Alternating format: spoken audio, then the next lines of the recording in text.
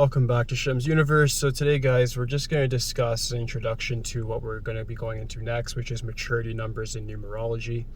So with the Pythagorean numerology, there's the 5 core numbers, which is like the life path.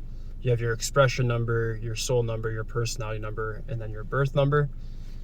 Those are very, very good. In some practices, they do include the maturity number as well, though. Reason being, the maturity number is like the more mature version of where your spiritual journey is going. Just like in the Eastern numerology where they discuss like your life path will take place after 35, your maturity number takes place in between 30 and 50, where you'll feel it at full throttle after 50. And it really does play a huge role in just understanding where your life is going, how your life path is being interpreted, and why you have the numbers that you do have. So this is kind of like the pinnacle of your success. It's also called the realization number in most practices as well. So I think it's very, very important for us to just go over it and so you guys actually know. First thing I want to discuss is just how to calculate it. So you do add your life path number, which is your month, day, year. Add all of that together, you get your life path. Then you get your expression number, which is your name number. So your full name at birth, add first, middle, and last name, get a total. Some of us will get master numbers, leave it at the master number if it is. If it's a karmic debt number, this is a very debatable statement. I believe you should leave it as the karmic debt because karmic debts don't get reduced in Pythagorean numerology. So I think you should leave it at that as well. And then after that, you can then add the life path number with the final sum of the expression number, and then you get the realization, which is the maturity number. It's very, very important for people that are actually like going into their 30s and obviously hitting that midlife. It's not really that relevant if you're not there yet. It's more so something I'd say focus on if you're over 30, to be honest. If you're not, then you can know what it is, but it's not really going to affect you that much as of yet. Unless it's a master number, which we're going to go over in future videos. So how you add it up. So let's say I'm a life path 5 and my expression number is 3. So I would have a maturity number of 8. Your maturity number is going to teach you a different sort of lesson that's going to make you realize your full potential and actually see like what you can do. So let's say if your maturity number was 8, we're obviously going to do a video on it, don't worry.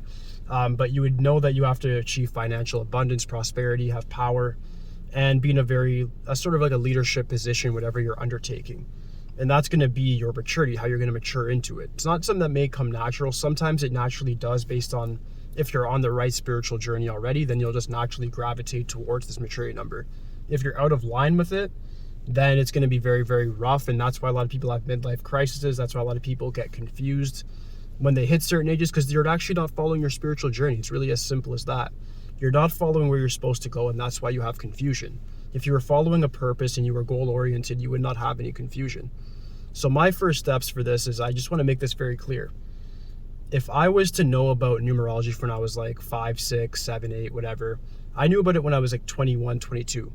It was cool, but I had to learn and go through all the books, different ideologies, understand what's going on, blah, blah, blah, yada, yada. But if I knew about it from younger, I would first master my expression number, then I'd master the life path number, and then as I get older, that next decade, master the maturity number. And you will have a fulfilled life. Your astrological readings will naturally come together. All the other numbers will naturally come in sequence to that, but those are really the 3 stages. That's why I want to really stress that this number is very important because it's the final sort of stage of evolution for your life. And if you reach this point, you reach the pinnacle of who you're meant to be, or you're the prime. And this prime doesn't actually come in your 20s the way they might like to make it seem like you just party and do all this stuff in your 20s. It's not true. Whether you're a man or a woman, your maturity number is where your real power is. And if once you achieve that, you actually are done your spiritual journey.